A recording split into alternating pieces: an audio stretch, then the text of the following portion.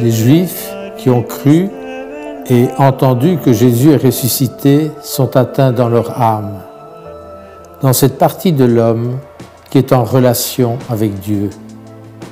Cette relation à Dieu est complètement bouleversée pour eux.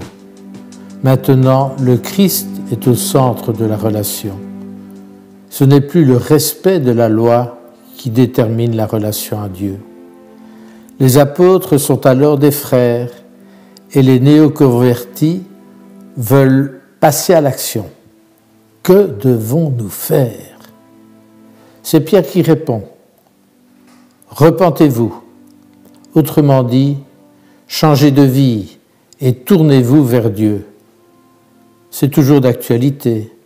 Nous sommes invités à donner toujours plus d'importance à cette injonction du Notre Père, que ta volonté soit faite.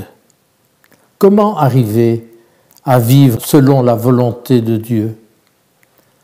Première attitude, avoir une attitude d'humilité, de reconnaître que parfois je me trompe de cible.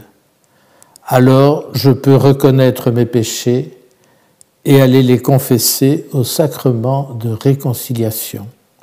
Une deuxième attitude, c'est demander à l'Esprit Saint de venir au secours de mes faiblesses et de guider ma vie. Il existe de nombreuses prières et des chants à l'Esprit Saint, comme par exemple « Je te donne mes faiblesses et donne-moi ta force ». Pourquoi cette démarche? Pour sauver sa vie, c'est-à-dire mettre l'amour au centre de ma vie et quitter l'idéologie dominante qui met l'ego au centre de notre vie. En effet, l'ego conduit à l'égoïsme. Je n'aime que moi, je suis égocentrique.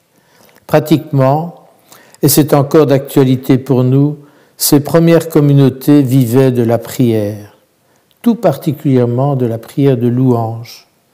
Notre prière n'est-elle pas trop souvent centrée sur nos demandes? Ces premières communautés vivaient aussi du partage du pain, autrement dit pour nous de l'Eucharistie. Elles côtoyaient les apôtres qui avaient vécu la dernière scène où Jésus a dit en partageant le pain « Ceci est mon corps ». C'est la matérialité du pain, mais au-delà, il y a une parole qui fait que ce pain devient vraiment le corps du Christ. Ce corps vient en nous pour nous nourrir. Ce n'est pas comme les aliments que nous transformons avec notre système digestif, mais ce corps, le corps du Christ, nous transforme. Cette petite hostie nous transforme. Oui, l'Eucharistie, à l'Eucharistie, Jésus transforme notre vie. C'est une assimilation progressive de mon être en Christ. Ces premières communautés vivaient aussi de la lecture de la parole et du partage des biens matériels et particulièrement du partage en faveur des plus démunis.